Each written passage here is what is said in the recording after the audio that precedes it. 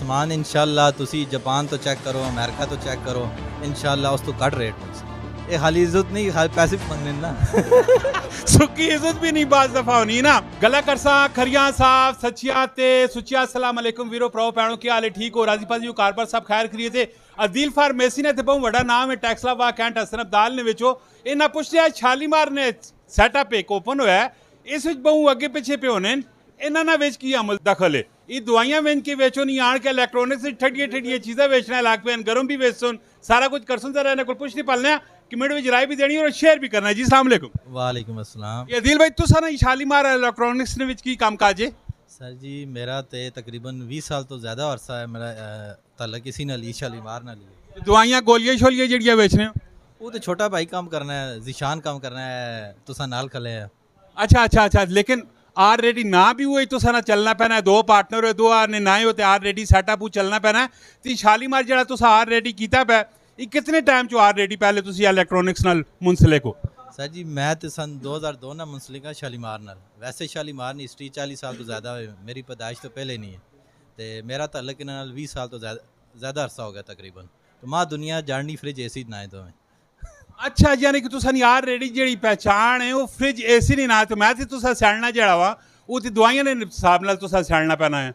वो छोटे भाई ने इज्जत ने तौर पर मेरा ना रख छोड़ा अदील फार्मेसी की इज्जत चाह दी नहीं बाकी मेरा काम ही है माशाल्लाह आजकल छोटे कितने बड़ा इज्जत देने कदे देने ते तुसी उन्हां दा शुक्रिया अदा करने हो? जी जी बिल्कुल बड़ा शुक्रिया इन्होंने इज्जत देने। इज्जत देती नहीं जड़ी सोहनी इज्जत देती नहीं। ये खाली इज्जत नहीं खाली पैसे भी मंगने ना सुखी इज्जत भी नहीं बाज दफा होनी ना।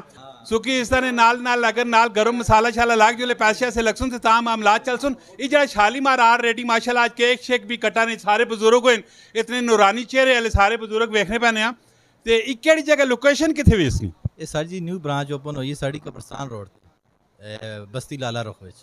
ये बस्ती लाला रुख है केड़ी जगह च? वाह कैंट ने अंदर है सर जी और किथे।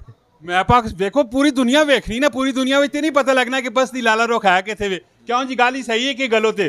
कोई मैसेज कोई पैगाम देना चाहो खास कर की जरा तुसा कोल समान शान सारा पिया पे इस हवाले नाल? सर जी समान इंशाल्लाह तुसी जापान तो चेक करो, अमेरिका तो चेक करो, इंशाल्लाह उस तो घट रेट मिलसी।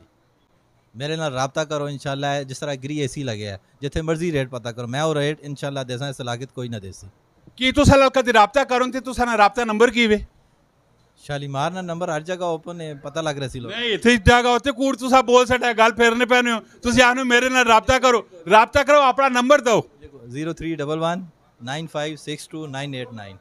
माशाल्लाह जी अदील भाई नाल तुसा लाजमी राबता करना। वैसे कोई असन वीडियो वेख के आवे तो की डिस्काउंट की देसो? तुसा पहले भी दसा नो प्रॉफिट नो लॉस देसा। पिछली वीडियो च ना दसा है कि नो प्रॉफिट नो लॉस ने होते अस ऑलरेडी काम पे करने आ क्योंकि अस अपनी जिंदगी ने जो गोल है सारे अचीव करके दिन अस सिर्फ और सिर्फ आवाम की खिदमत पे करने हैं इस टाइम।